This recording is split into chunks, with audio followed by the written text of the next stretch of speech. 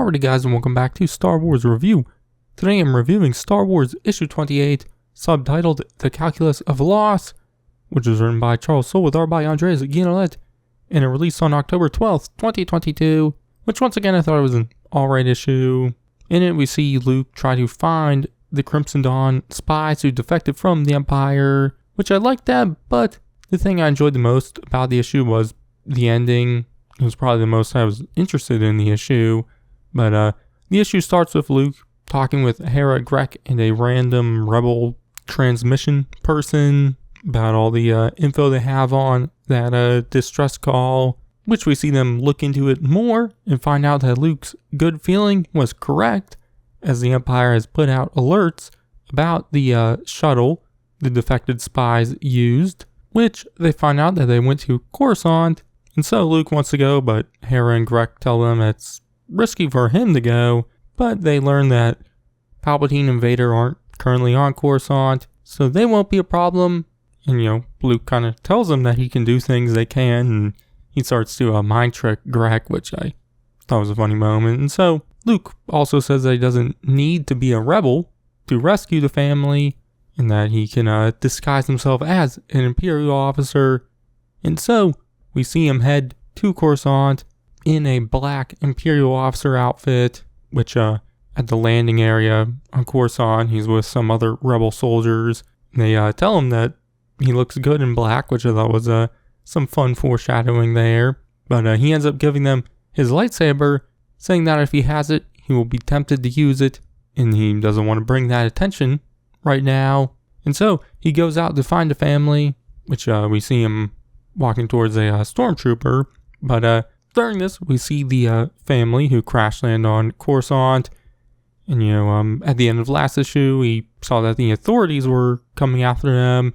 And so we see them try to escape, which we see the husband, Melton, tell the wife, Bevelin, and their children to run away while he makes a distraction with the shuttle, which we see him go back in. He takes some supplies they need and then rigs the shuttle to explode. And, then he runs away while it is exploding and catches up with his family, and they escape into the sewers, which in the sewers they run into this creature, which Melton calls a corridor ghoul. Basically looks like a fucked up dog, but because it's in their way, Bevelin shoots and kills it, which unfortunately ends up bringing some unwanted attention to their location as the security forces find them and start to pin them down.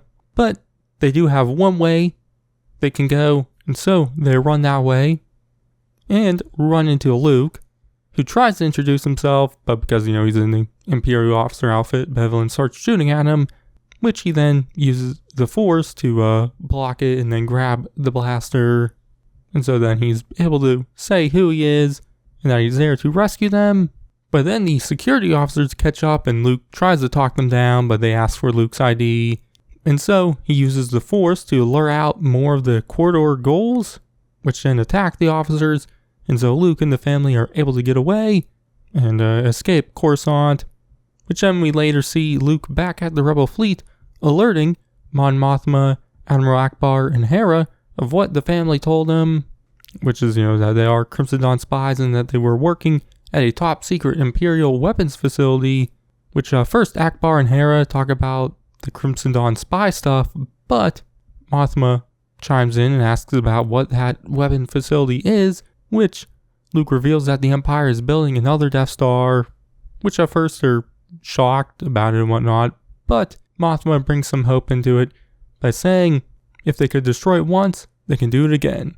And so they need to get to work, which is where the issue ends. Like I said, I thought it was alright. I liked the stuff with Luke saving the family, and I really enjoyed the ending there, seeing obviously Luke and then Mothma and whatnot learn about the second Death Star, and then seeing Mothma bring some hope into the situation.